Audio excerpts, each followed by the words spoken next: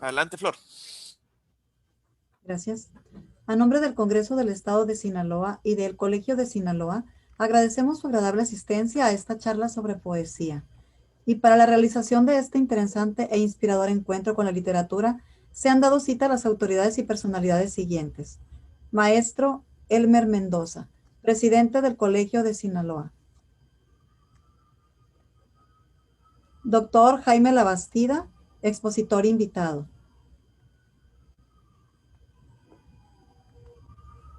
Doctora Sonia Escalante López, directora del Instituto de Investigaciones Parlamentarias del Congreso del Estado de Sinaloa.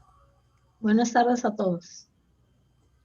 Licenciada Lidia Concepción Zelaya Valenzuela, secretaria general del Colegio de Sinaloa. Buenas tardes a todos. Para que nos brinde un mensaje de bienvenida, se le cede el uso de la voz a la doctora Sonia Escalante López, directora del Instituto de Investigaciones Parlamentarias del Congreso del Estado. La escuchamos, doctora. Gracias, licenciada Flor. Buenas tardes.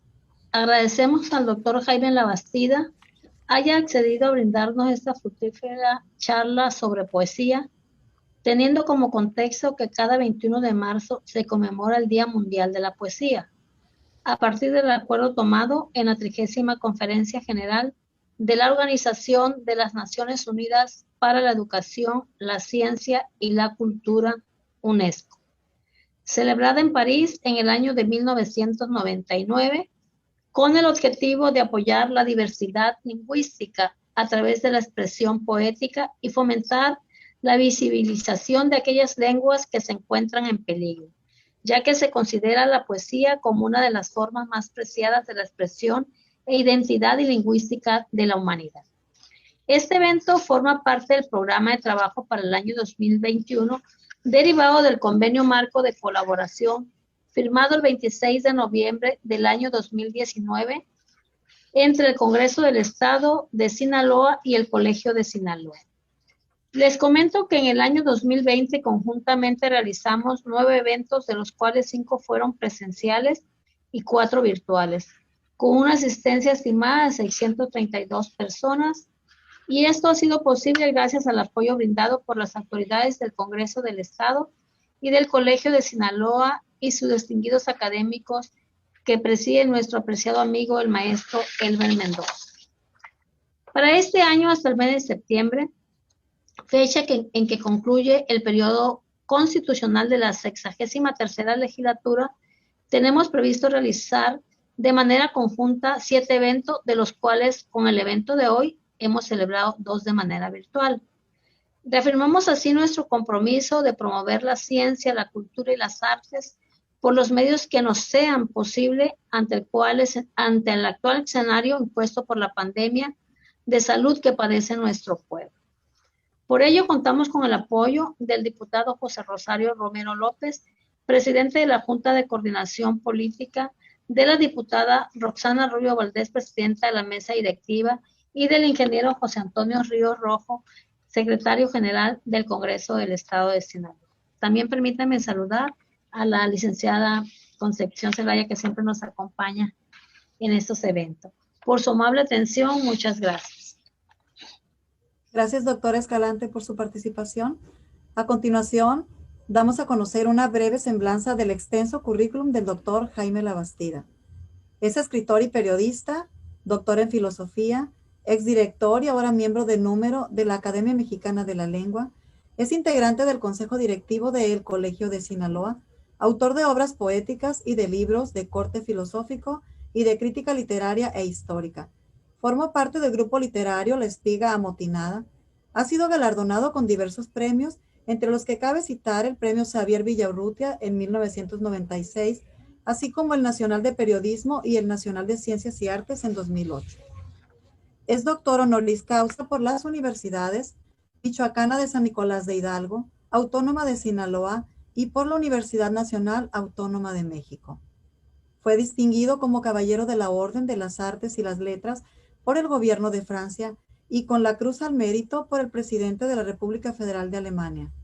También ha recibido la Medalla de Oro del Instituto Nacional de Bellas Artes por su trayectoria como escritor.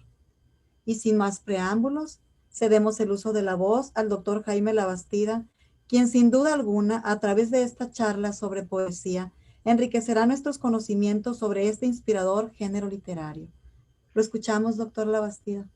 Muchas gracias, muy buenas tardes. Gracias, doctora Sonia Escalante. Flor, mucho gusto en conocerla, sabiendo además que usted fue paciente de mi padre en Los Mochis. Querida Lidia, muy buenas. Lidia Concepción Celaya, muchísimas gracias por acompañarnos. Y queridísimo maestro Elmer Mendoza, gracias a ti por acompañarnos también. Bueno, es una charla sobre poesía con oportunidad del Día Internacional de la Poesía establecido por la UNESCO. Precisamente se abre la primavera el 21 de marzo y no es casual que esté vinculada la poesía a la primavera. Generalmente se pregunta a mucha gente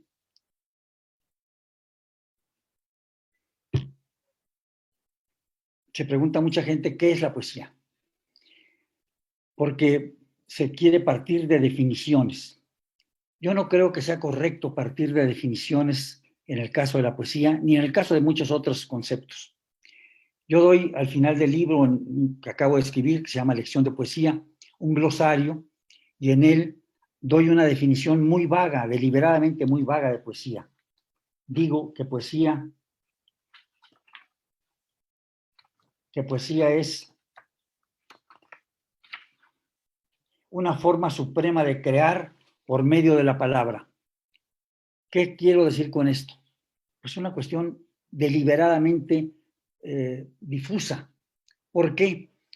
Porque las definiciones que se han intentado sobre poesía han fallado todas. Por ejemplo, examino una que es muy común, que está en unos versos de Gustavo Adolfo Bécquer, el gran poeta romántico español. ¿Qué es poesía? Le pregunta él a una mujer. Y tú me lo preguntas, poesía eres tú. ¿Qué significa esto que dice Bécquer? Poesía eres tú, la mujer a la que él ama, la mujer a la que él se dirige. Bueno, sabemos incluso porque él en un escrito en prosa establece a qué mujer se refiere, hasta el color del cabello, en dónde se lo dijo, era en un puerto, en un muelle, todo eso lo sabemos. Pero para nosotros eso no importa. Lo que importa es cualquier mujer, o si lo hubiera escrito una mujer, cualquier hombre al que se refiere ese tú, porque quiere decir que tiene una concepción, una idea de carácter general, vale para cualquier mujer posible. Ese tú es cualquier mujer de la que el poeta puede estar enamorado. Pero lo que me interesa destacar aquí es que para Bécquer la poesía está en el objeto, está en la cosa, no está en lo que se dice. Y yo creo, por el contrario, que la poesía es una arquitectura verbal. Que no puede haber poesía sin palabras. Porque en ese sentido también se dice, este crepúsculo es bello, qué poético. Pero no, la poesía es transformar eso en palabras. Porque la realidad poética está en la arquitectura verbal que se dice y no en ninguna otra cosa. Otra definición de poesía fue dada por un gran poeta español también, Antonio Machado. Se le atribuyó a un profesor que él inventó, un profesor que él mismo llamó apócrifo, Juan de Mairena. Mairena dice que poesía es algo de lo que hacen los poetas. Suena muy bien, ¿no? Es una definición muy sencilla. Poesía es algo de lo que hacen los poetas. Muy bien, pero ¿quiénes son los poetas? Pues los poetas son los que hacen poesía. Entonces, para saber qué es poesía, tenemos que saber quiénes son los poetas. Pero para saber quiénes son los poetas, tenemos que saber que hacen poesía. Y los poetas hacen muchas cosas, ¿no? Pueden ir al cine, pueden tomar un coche, pueden comer igual que todo ser humano. Entonces, algo de entre las muchas cosas que hacen los poetas es la poesía. O sea, hay un círculo vicioso en esa supuesta definición. Con esto lo que quiero decir es que es muy difícil encontrar la definición de poesía. Pero aunque la encontremos, no nos va a servir de mucho. Porque la poesía está en constante movimiento. La poesía tiene leyes. Por ejemplo, el gran Elio Antonio de Nebrija el fundador de la gramática en lengua española, que escribió gramática sobre la lengua castellana, era un latinista de primer orden. Como ustedes saben, en latín no había rima. Dijo que la rima era un artificio de la poesía, que no le era necesario, porque en latín, vuelvo a decirlo, los poemas no tienen rima. Entonces, él dice que la diferencia entre la poesía y la prosa es que la poesía está sujeta a leyes. Pero ¿cuáles son estas leyes de la poesía? Lo que sucede es que cada nueva escuela, cada nuevo gran poeta funda nuevas leyes de la poesía. Durante muchos años hemos creído en la lengua española, desde Garcilaso y Juan Boscán, que la poesía se hace con rima, y aún antes, si se quiere, la poesía, digamos, de tradicional española. Poesía con rima asonante y poesía con rima consonante. Pero, pues eso también es un artificio, porque hay grandes poetas que no riman en muchos idiomas. Shakespeare no tiene rima. Entonces, ¿qué es lo que llamamos hoy poesía náhuatl? No tiene rima, tiene ritmo, que es distinto, pero no tiene rima. Entonces, la rima es consustancial a la poesía. Para algunos sí, para otros, particularmente la poesía moderna, no. Ahora usamos lo que se llama versos blancos. Por lo tanto, yo me pregunto si en lugar de partir de una definición de poesía, ¿no sería mejor examinarla a partir de los atributos que le son propios? En lugar de partir de una definición, partir del examen de los atributos que la poesía contiene. Y esto es lo que yo quiero hacer y lo que he hecho, y voy ahora a tratar de explicar un poco a ustedes.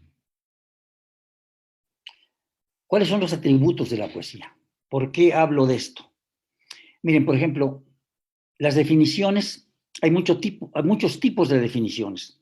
Incluso el verbo definir nos indica que se tiene que establecer un límite entre un concepto y otro. Por eso es definir, una definición, una delimitación.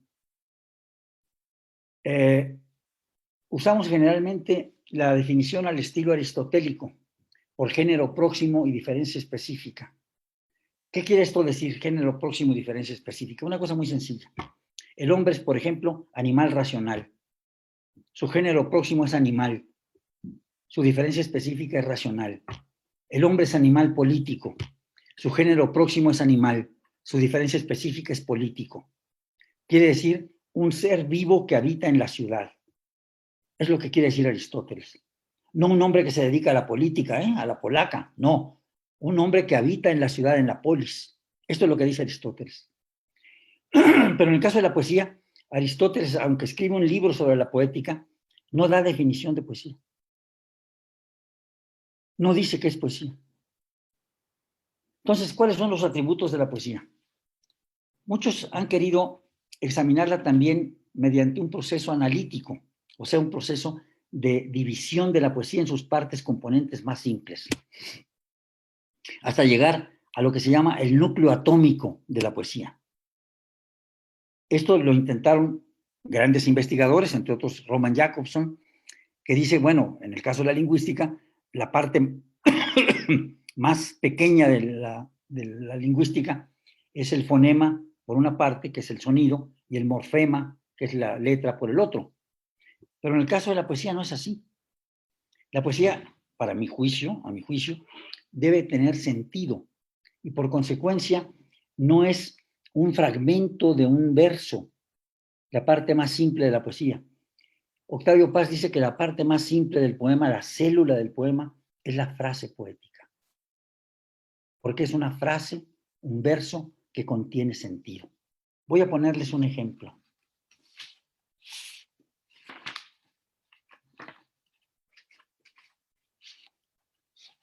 Un ejemplo es un verso que tomo de José Gorostiza, que dice, y el Ulises Salmón de los regresos.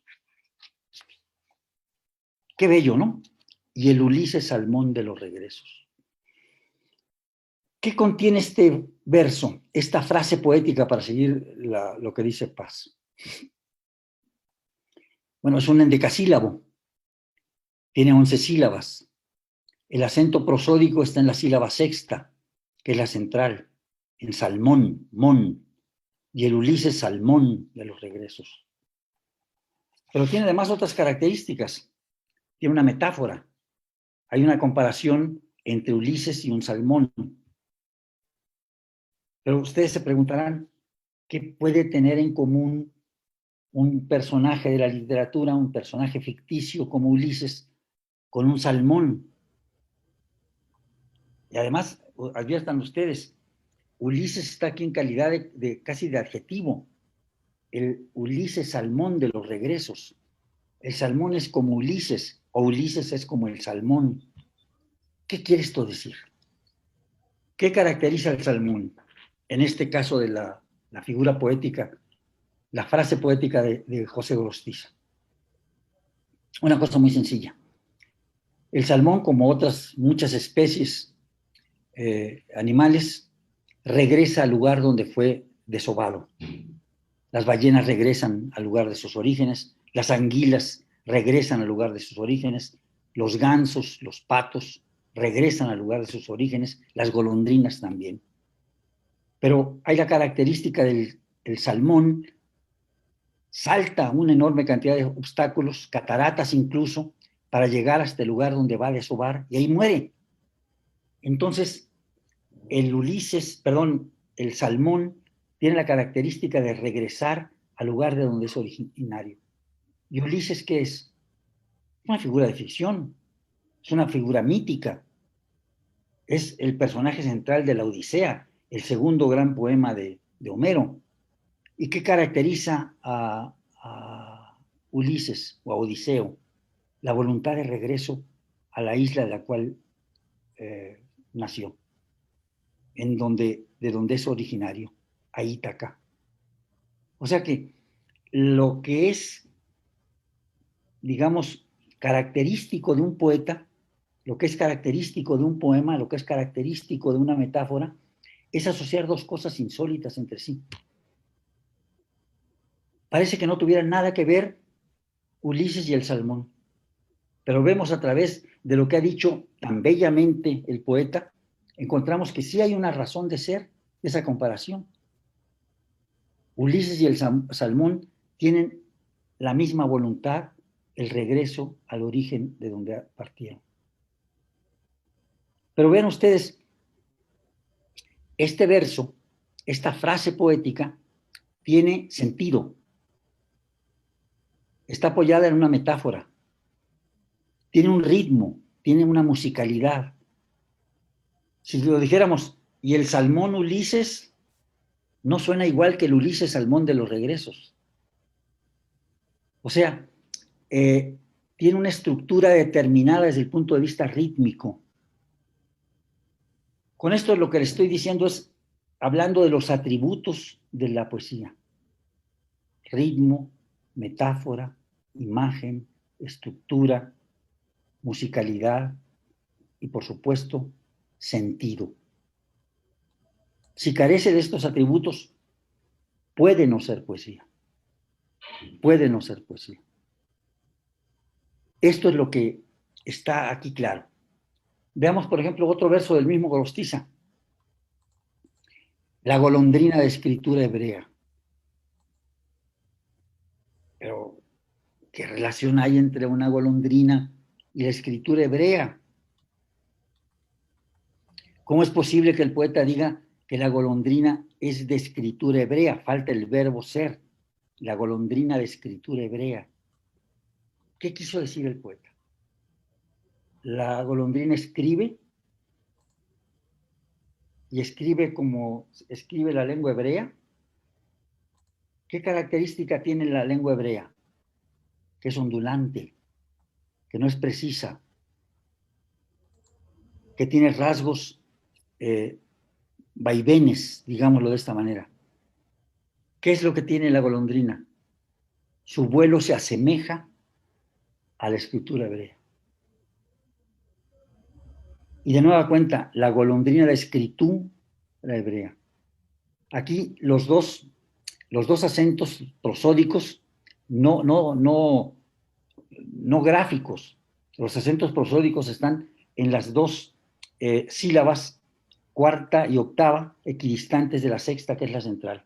También es un endecasílabo, pero este es un endecasílabo de carácter sáfico, el otro es un endecasílabo de carácter yámbico. Nos acercamos un poco más a ciertos atributos que tiene la poesía. Pero les voy a poner un ejemplo que les puede gustar.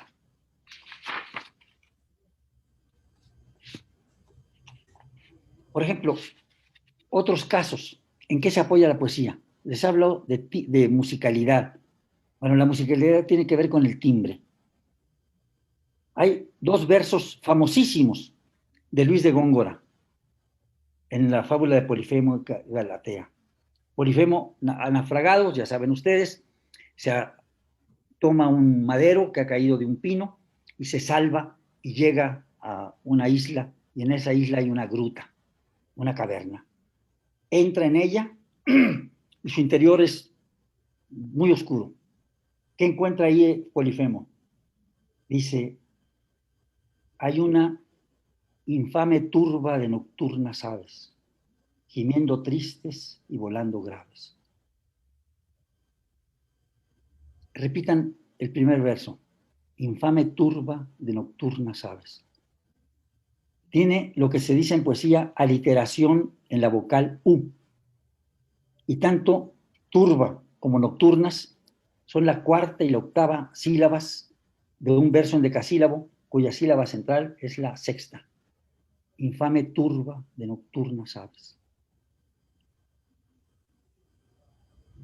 Dicho de otra manera, si dice turba infame de aves nocturnas, no son igual. Dice lo mismo, pero no son igual. Por eso la poesía es precisa. Está buscando los acentos, los timbres, las formas rítmicas, las entonaciones. Sin esto, a mi juicio, la poesía pierde mucho de su valor.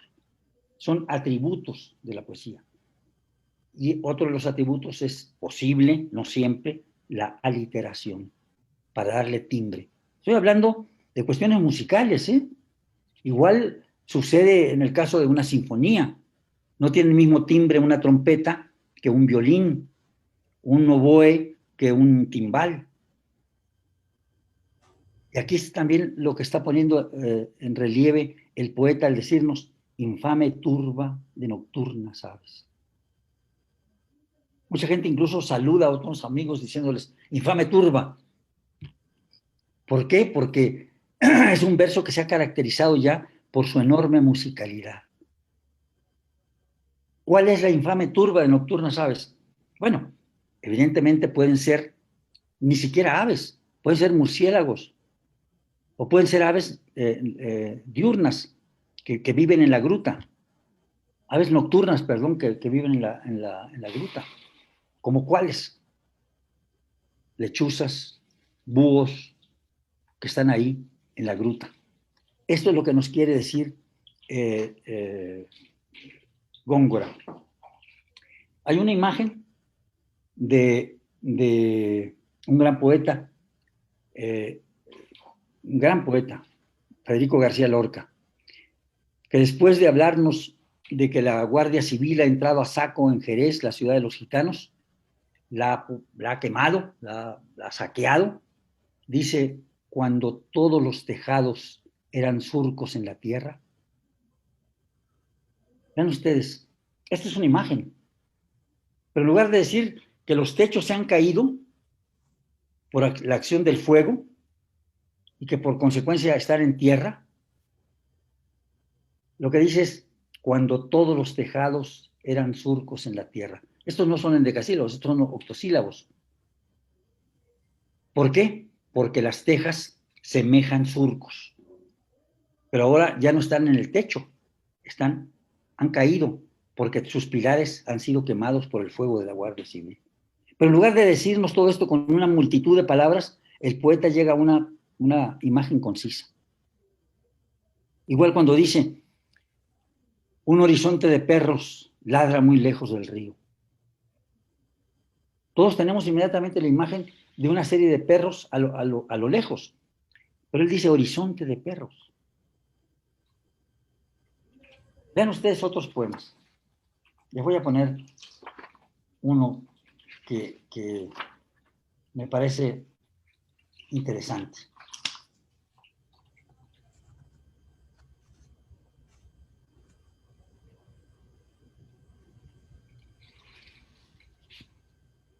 Es el poema de un gran poeta chileno, Vicente Huidobro.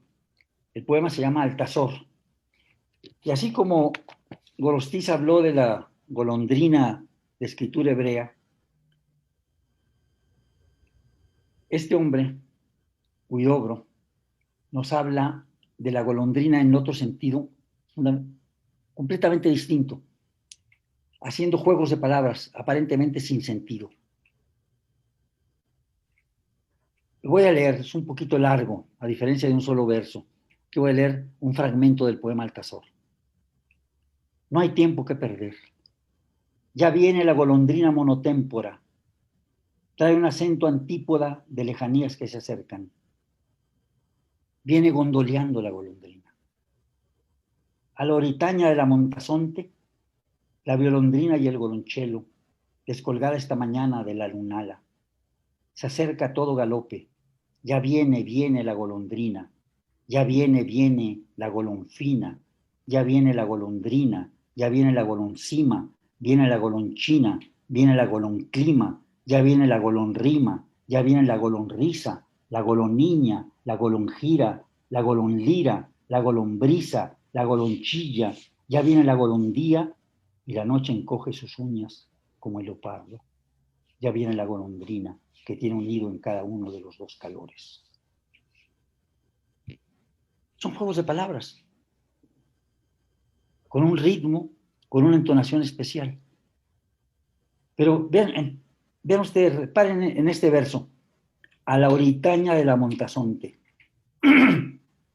El poeta, en lugar de decir al horizonte de la montaña, hace un juego de palabras, cambia las dos últimas sílabas de cada palabra. A la oritaña de la Montasonte. ¿Y qué es entonces la golondrina? Que viene en enormes cantidades para anunciar el verano, para fundar, digamos así, el verano. Esto es lo que nos está diciendo el poeta. Viene violondrina. Es como un violín, es musical. Viene el golonchelo, o sea, es también otro instrumento musical. La golondrina tiene esa característica musical al verla él en parvadas enormes en el cielo. La golonfina, la goloncima, la golonchina, la golonclima. ¿Por qué la golonclima? Porque ha cambiado precisamente el sentido ya es de nueva cuenta el verano. Esto lo trae la golondrina consigo. Viene la golonrima, como si fuera poético también. Viene la golonrisa, porque provoca sonrisas en todos nosotros. Viene la goloniña, porque volvemos a una tierna edad viendo esas parvadas de golondrinas. La golongira, por los movimientos que hace. La golonlira, porque nuevamente es poético. La golombrisa. Bueno, todo esto es lo que la poesía puede darnos a partir de estas imágenes y estos juegos de palabras, que parecen sin sentido, pero que adquieren en el conjunto un enorme sentido, no solamente musical, sino también, digamos, de carácter conceptual. La poesía ¿cómo podemos decirlo? No es algo que se nos dé de inmediato, porque mucha gente cree que hay que escribir de manera fácil para que la gente lo entienda. No, la gran poesía no está escrita de manera fácil. La gran poesía es difícil y hay que encontrar su sentido. No es sencillo, como no es sencilla la física o no es sencilla la matemática. Hay que estudiarla, hay que comprenderla, hay que amarla. Y esto es lo que estamos viendo en estos pocos ejemplos que yo les he puesto. No sé si convenga hablarles de otros ejemplos más. Por ejemplo, otra cosa de la que se habla mucho. Hay palabras que se consideran poéticas de por sí y palabras que no se deben usar en la poesía. Volviendo a Góngora. Góngora utiliza mucho una palabra que es un color, rosicler. No conozco poeta moderno que se atreva a usar la palabra rosicler. Parece una palabra llena de cursilería. Y es un color nebuloso de la aurora. Góngora lo usaba mucho. Quiere decir que no está prohibida. Él dice, en las purpúreas horas que rosas el alba y rosicler el día. Está invitando al duque de Niebla a que oiga su poema y le dice, descansa de la cacería y ven a oír mi poema en las purpúreas horas que rosas el alba y rosicler el día, cuando está apenas apareciendo el sol. Pero ven ustedes, nuevamente Gorostiza. Vean qué palabra más fuerte, incluso procaz, va a utilizar en estos versos. Pero qué bien usada está. Está hablando del sueño. Y dice, la rapiña del tacto no se ceba aquí en el sueño inhóspito, en el templado nácar de su vientre, ni la flauta don Juan que la requiebra, musita su cachonda serenata. La palabra cachonda es una palabra fuerte, es una palabra erótica, viene de cachorro, porque la perra en celo está cachonda. Y sin embargo, el poeta dice, vean ustedes qué versos, ni la flauta don Juan que la requiebra, musita su cachonda serenata. Nuevamente un verso en decasílabo con acento en la sílaba sexta, en la O, es acento prosódico. Musicalmente se tiene que acentuar ese verso al decirse. No tiene acento gráfico, es acento prosódico. ¿Qué es lo que ocurre? No hay palabra prohibida en la poesía. Depende del contexto en el que se encuentre. Aquí musicalmente adquiere un valor fónico, eufónico enorme. También él le dice al final del gran poema que es Muerte sin fin, le dice a su propia muerte que lo está acechando, anda putilla del rubor helado, anda, vámonos al diablo. O sea, se puede usar cualquier palabra, ninguna palabra está prohibida, depende del contexto en el cual sea usada, depende del sentido que le dé el propio poeta. Bueno, he dicho una serie de barbaridades. Espero que esto haya abierto un poco su interés. La poesía es inagotable. Hay muchas escuelas, hay muchos estilos. No se puede terminar una charla sobre poesía porque el tema da para muchísimo más. Y simplemente es una entrada, digamos, para que ustedes puedan hacer las preguntas que deseen.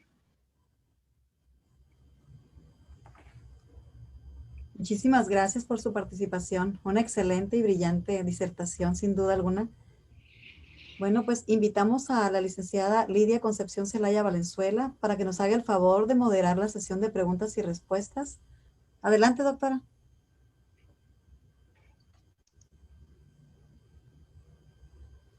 Gracias, licenciada. Doctor, como siempre, maravilloso escucharlo con toda esta conocimiento y esta habilidad que usted tiene para la poesía que todos sabemos y conocemos, y de una forma tan filosófica y tan agradable que pudiéramos estarlo escuchando por mucho, mucho, mucho tiempo. Muchas gracias, Conchita. Hay algo que le quiero... Usted dice en alguno de sus libros, para ser específica en la palabra enemiga, la poesía posee la virtud intrínseca de introducir un ritmo. Usted hablaba de ritmos hace un momento, de un ritmo diferente que precisa de la soledad y de la comunión en voz baja. en el mismo centro de la vida prosaica en que se ha transformado la prisa cotidiana de la ciudad moderna. Eso quiere decir que el que hace poesía tendría que tener una inspiración en ese silencio que se requiere para ello, que no podría estar en condiciones de hacerlo con esa cotidianidad de la vida que se maneja normalmente. Es pregunta.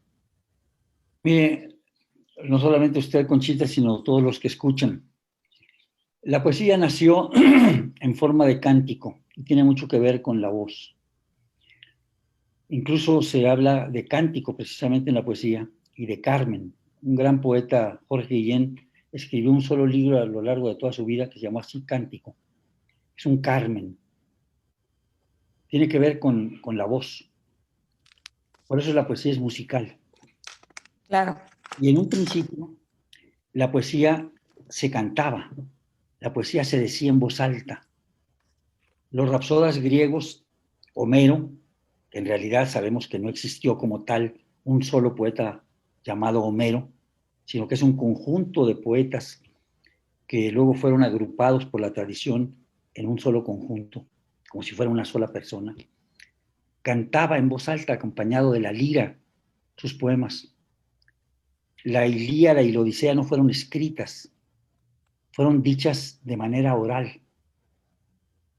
¿Por qué? Porque no había la suficiente tradición escritural, digámoslo de esta manera. Pero después de la imprenta, la poesía es fundamentalmente escrita. Y entonces hay una relación muy extraña entre el poeta y quien lo lee. ¿Por qué digo extraña? Porque no se conocen, no se ven cara a cara. El poeta griego, el rapsoda, veía a quienes lo escuchaban, se dirigía a ellos en voz alta. La poesía actual no tiene esa característica.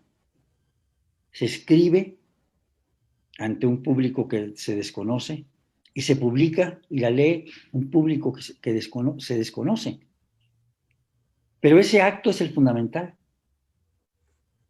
porque la poesía sin ser leída, la poesía sin ser escuchada, pues carece de toda validez. Lo importante es la relación entre el poeta y su público. Lo importante es esta relación entre el poeta y quien lo lee, quien lo escucha, quien lo vive. Porque el que lo lee en silencio, quizá, recrea la poesía en medio de la furia de la vida cotidiana actual. Y esto es lo importante. Es entrar a solas consigo mismo y con el poeta que ha escrito un poema que no sabe a quién va dirigido. Por eso a veces el poeta se crea un público ideal, un lector que imagina que comprenderá su poema. Ese poema Muerte sin fin del que yo he hablado tanto es el poema más complejo de la literatura mexicana actual. Muy difícil. Y sin embargo, ha merecido libros enteros para ser interpretado. ¿Por qué? Precisamente por su dificultad. Igual que Primero Sueño de Sor Juana. No solamente es el más grande de los poemas de Sor Juana, es el más difícil de los poemas de Sor Juana. Y ha producido ríos de tinta para poderlo interpretar. Hay otros poemas de Sor Juana más sencillos, como Las Redondillas, que bueno, se repiten: hombres necios que acusáis a la mujer sin razón, muy conocido. Pero Primero Sueño es un poema de carácter filosófico, en donde está resumido prácticamente la totalidad, resumida la totalidad de la concepción escolástica del mundo, aristotélico-escolástica.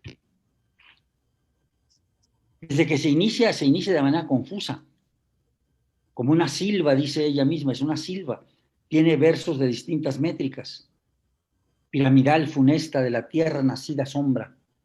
O sea, aquí es otro recurso de la poesía, el hipérbaton.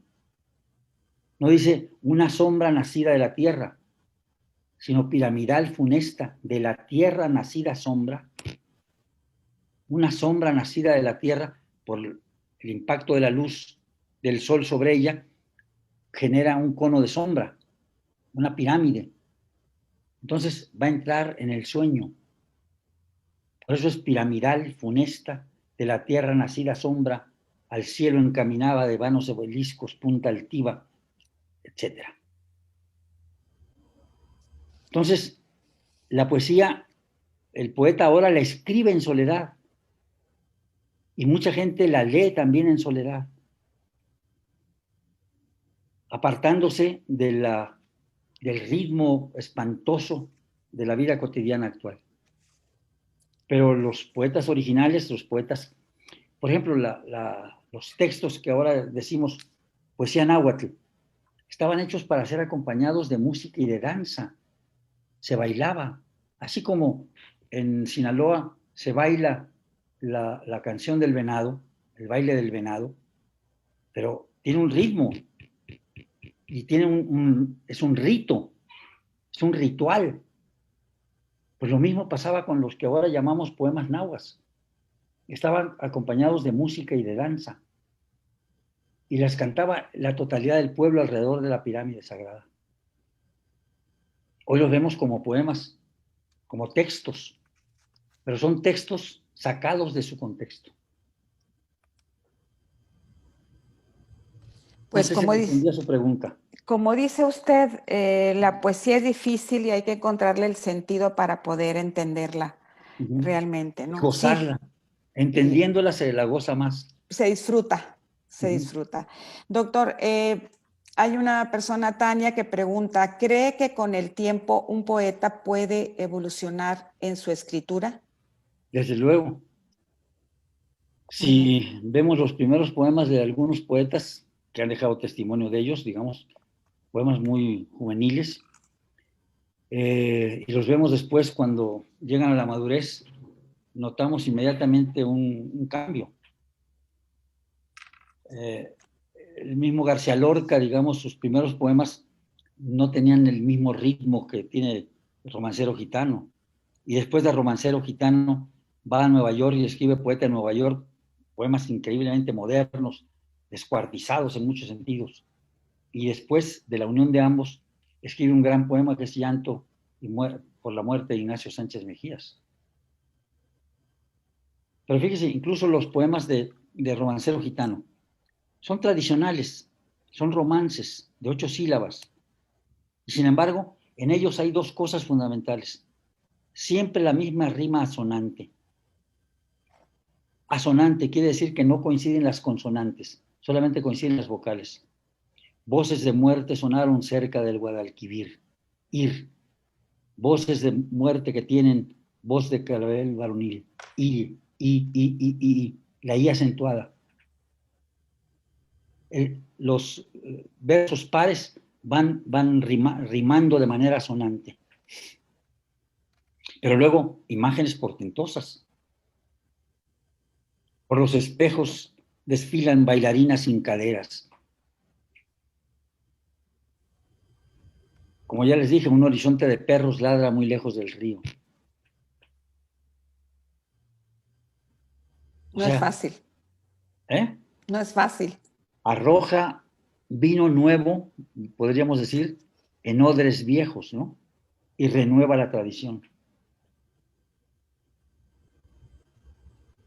No, les puedo poner un poema todavía más difícil, quizá. Por ejemplo, a ver si lo encuentro aquí.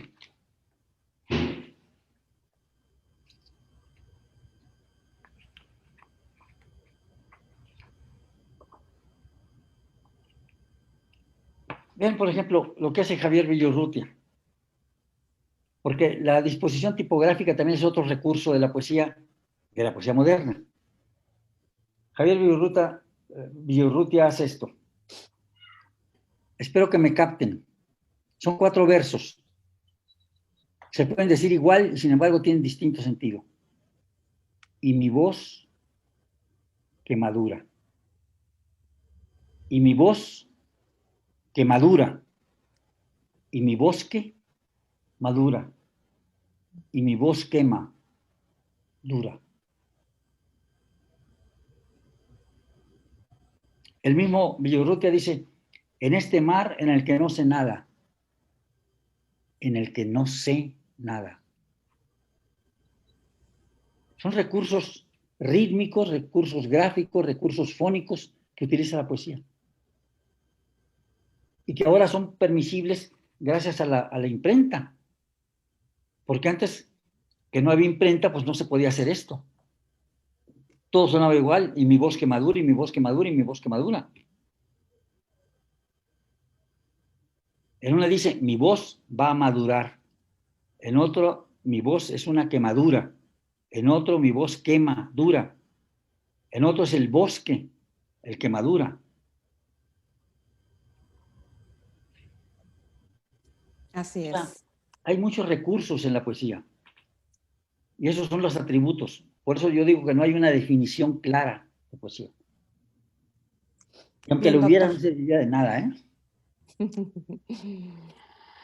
Bien, doctor, continuamos con una participación de Saúl Lara. Él hace este comentario: la poesía es un género literario que se caracteriza por ser la más depurada manifestación por medio de la palabra, de los sentimientos, de las emociones y reflexiones. Permítame tantito, porque estoy leyendo aquí. Que puede, reflexiones que puede expresar el ser humano en torno a la belleza, al amor, la vida o la muerte. Como tal, puede estar compuesta tanto en verso como en prosa. ¿Está de acuerdo? Salvo la última parte, es una definición válida como cualquier otra. Tiene razón la persona que hace esta definición. La poesía tiene esas características, tiene otras más, pero hay siempre diferencia entre la poesía y la prosa, y tiene que ver fundamentalmente con el ritmo. Ahora se habla también de poesía en prosa. Ustedes recuerdan aquella famosa anécdota de una obra de teatro del burgués gentilhombre de Molière, en donde el señor Jourdan quiere aprender filosofía y contrata a un profesor de filosofía. Entonces, la filosofía abarcaba muchas cosas, y entre otras la retórica. Y le empieza a enseñar la diferencia entre poesía y prosa. Y dice, le pregunta el profesor, ¿quiere usted aprender a expresarse correctamente en poesía o en prosa? No me hable de esas diferencias. Yo quiero hablar bien. Entonces le dice, sí, muy bien. Entonces, toda su vida usted ha hablado en prosa. Y dice Monsieur Jourdan, qué maravillosa es la filosofía. Toda mi vida he hablado en prosa y no lo había sabido. ¿Por qué? Porque entonces era muy clara la diferencia entre poesía y prosa. La poesía era rimada, la poesía tenía un ritmo, la poesía tenía determinadas características fónicas. En la actualidad no. Mire, por ejemplo, les voy a leer un poema de Neruda. A ver qué piensan ustedes.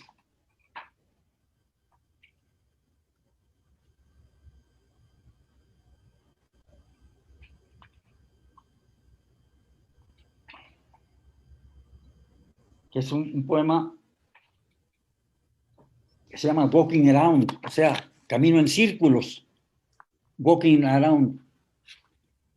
Yo trabajo de noche, rodeado de ciudad, de pescadores, de alfareros, de difuntos quemados con azafrán y frutas, envueltos en muselina escarlata.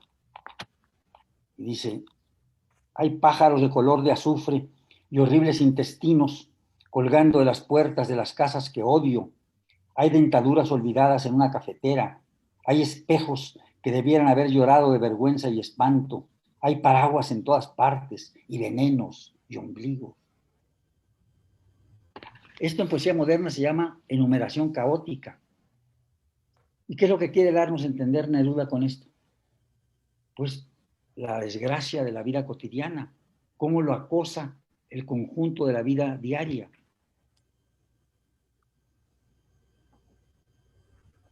En otro verso dice, y calcetines y ropa que lloran lentas lágrimas sucias. Pero oigan las aliteraciones, lentas lágrimas sucias. La L y la S unidas ahí, lentas lágrimas sucias. Son recursos de la poesía. Por eso no hay una sola norma. Quien acaba de mandar ese mensaje habla de belleza. Hay también poesía fea. Esta de Neruda es deliberadamente una poesía fea. Hay dentaduras olvidadas en una cafetera. Es una imagen de la vida cotidiana, ¿no? De un anciano que deja su dentadura ahí. No muy agradable eso. ¿Eh? No es muy agradable eso. No es muy agradable. Escucharlo y verlo tampoco, ¿no? Mire, tenemos otra participación, dos preguntas que nos hace Elisa Moreno. La primera es, ¿la poesía ha variado a lo largo del tiempo? Bueno, hago un paréntesis para agradecer a todos quienes están participando con sus preguntas. Gracias por conectarse con nosotros. Se los agradecemos. Bueno, la primera es, pues la poesía ha variado a lo largo del tiempo. Y la segunda, ¿cuáles son los escritos más antiguos en poesía? Bueno, desde luego que la poesía ha variado muchísimo a lo largo del tiempo. Muchísimo. La poesía que se escribe actualmente es una poesía muy distinta. Incluso hubo un poeta mexicano que dijo que la poesía era una forma de escritura que terminaba antes de que finalizara la página, porque no sabía cómo definirla. Eso tiene que ver con la disposición tipográfica. Generalmente los poemas están diseñados de acuerdo con la longitud de sus versos. Por eso no ocupan la totalidad de la página. Pero ha variado, desde luego que ha variado y muchísimo. Ahora englobamos en lo que llamamos poesía muchas formas poéticas que antes no eran consideradas poéticas. Por ejemplo, hablamos de poesía náhuatl. Pues era un canto ritual. En rigor, era una cuestión de orden religioso, que extendida de su contexto tiene valores que nosotros consideramos válidos. ¿Como cuáles? El ritmo, la imagen. La segunda pregunta, ¿qué era? Sí, la segunda pregunta es, ¿cuáles son los escritos más antiguos en poesía? Bueno, en la poesía occidental consideramos los dos poemas fundantes, la Ilíada y la Odisea, los dos grandes poemas de Homero. Pero en otras literaturas, pues están los Vedas, el Ramayana, la literatura hindú, la literatura védica. En el caso nuestro, digamos, de las lenguas amerindias, pues estaría, digamos, la poesía náhuatl, que tiene apenas unos pocos años de haber sido recogida, 500 años, pero desde el punto de vista estructural tiene una característica, digamos, muchísimo más antigua, más tradicional. ¿Por qué? Por lo mismo que les digo, porque está asociada directamente al canto y a la danza. Muy bien, doctor. Al mismo tiempo que se hacía el ritual del sacrificio, la gente bailaba alrededor de la pirámide. Todo el pueblo, ¿eh? Sí. No era teatral, no se representaba algo para que el pueblo lo viera. El pueblo mismo participaba totalmente, en su conjunto, participaba en ese ritual. Como ustedes saben perfectamente bien que en la danza del venado participa todo el pueblo. Así es. Así es. Bien, tenemos otra pregunta de Saúl Lara, ya vamos a terminar para no abusar de su tiempo, doctor. No hay problema. ¿Cuáles son las principales características de la poesía? Bueno, ya lo dije. Usted mencionó ya parte de eso, ¿no? Sí, ritmo, estructura, imagen, metáfora, aliteraciones, timbres, ritmo, musicalidad y sobre todo estructura y sentido. Porque ese poema que leímos de Neruda, que aparentemente es caótico, de numeración caótica, que no tiene sentido, tiene sentido. el sentido es que aparentemente carezca de él.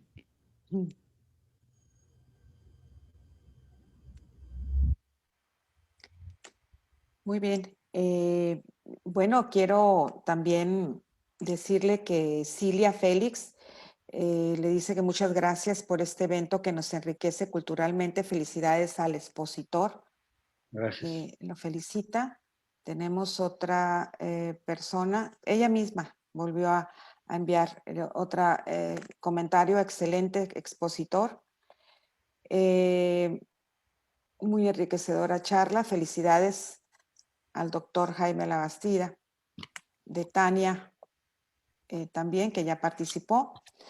En fin, en este momento son las personas que han querido participar y hacer algunas preguntas y comentarios con nosotros. Doctor, si quiere usted agregar algo más o leer algún párrafo de alguna poesía de sus tantas obras sobre esa materia. No. Yo no quiero leer poesía mía, prefiero que ustedes conozcan la poesía de otros autores. Bueno, pues entonces, yo creo que debemos de conocer también su poesía, no solamente la de otros Muchas gracias, autores. pero no. Bien, entonces, no habiendo más preguntas y más comentarios, doctor, le agradezco enormemente que nos haya ofrecido este tiempo para este intercambio de información, que usted tiene ese bagaje tan amplio para hacerlo y que además el tiempo siempre eso es corto. En esta ocasión le agradecemos que nos haya acompañado y que nos haya estado con nosotros. Pues muchas gracias por nuestra parte y seguimos adelante. Pues más bien el agradecido soy yo que me hayan dado oportunidad de expresar algunas de mis preocupaciones por la poesía y mi amor por la poesía, esta forma increíblemente compleja de expresión que tiene el ser humano. Les agradezco a ustedes, a Conchita, a Flor, a la doctora Sonia, a mi querido amigo Elmer Mendoza y sobre todo al colegio y al Congreso del Estado que me permitan estar en vinculación con mis paisanos. Gracias, doctor. Agradeciendo la riqueza de sus palabras y la contribución de la doctora Lidia Concepción, pasamos al punto para la entrega virtual de reconocimiento al expositor y nos brinda un mensaje de clausura. Se le solicita al maestro Elmer Mendoza, presidente del Colegio de Sinaloa, haga uso de la voz. Lo escuchamos, maestro. Muchas gracias. Bueno, es una charla muy buena. Me remitía a muchos lugares y muchas épocas de mi vida. E incluso me acordé de otra definición de León Felipe, donde decía que quita la ripia, quítale los caireles de la rima y lo que quede, eso será la poesía. Que en la facultad siempre la manejábamos junto con la de Becker para divertirnos, ¿no? De la Facultad de Letras de la UNAM, donde yo fui hace muchísimos años. Y creo que con conferencias Sonia Escalante pueden sentirse muy orgullosos de tener a un expositor como el doctor Jaime Labastida, que realmente sabe todo lo que hay que saber y está aprendiendo, porque todos los días aprende cosas, que es la forma muy sabia de no envejecer. Y bueno, a Jaime sí no le gusta leer sus poemas, pero ayer en mi casa, que fue el Día Mundial de la Poesía, leímos un poema de Jaime y yo quiero leerlo ahora mismo con ustedes para que no se queden con las ganas de escuchar algo de las creaciones del maestro Labastida. Y se llama Poema en el que nadie sabe nada. ¿De quién fue aquella frase? No recuerdo. ¿Quién dijo aquella frase? ¿En qué momento? ¿Lo dijo acaso un profesor? ¿Estuvo escrita por virtud en libros mudos? ¿Será mejor para los hombres que no se haga todo aquello que desean?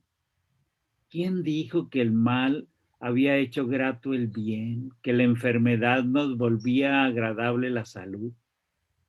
La muerte nos obliga a admirar la belleza. ¿Deseas acaso que la vida se alargue?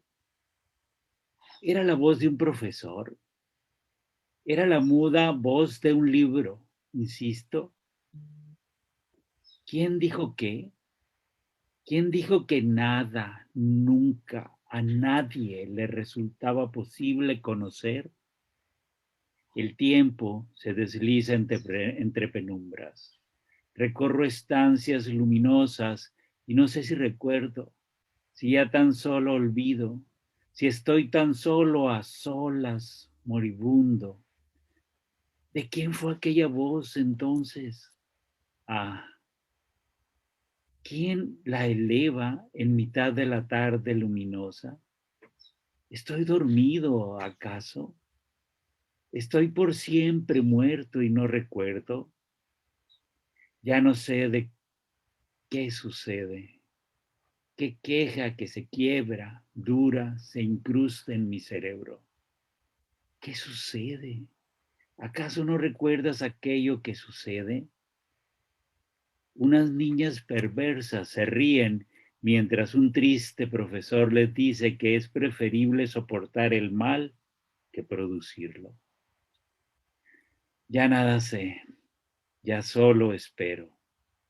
¿Fue así tal como ahora lo recuerdas? La memoria es incierta. Pudo haber sido así, tal vez, quién sabe. Ya solo sé que nadie sabe nada, que la penumbra avanza y que la muerte cierta nos acecha.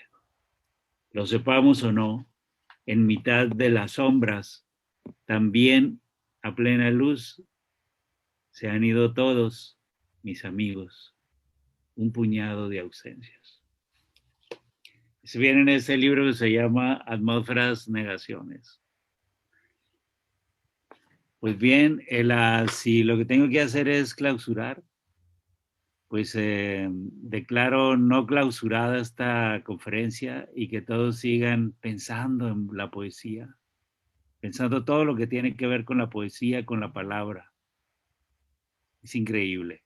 Muchísimas gracias al Congreso del Estado, a la doctora Escalante, a Flor Loera, Conchita Zelaya. Doctor Labastida, te mando un fuerte abrazo y seguiremos platicando. Muchas gracias y que estén muy bien. Cuídense mucho.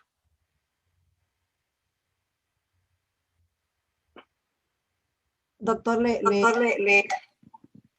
estaba en pantalla para el expositor, si nos puede hacer el favor de darle lectura. Ah, claro, a ver, póngamelo. Sí, en un instante se lo van a poner de nuevo.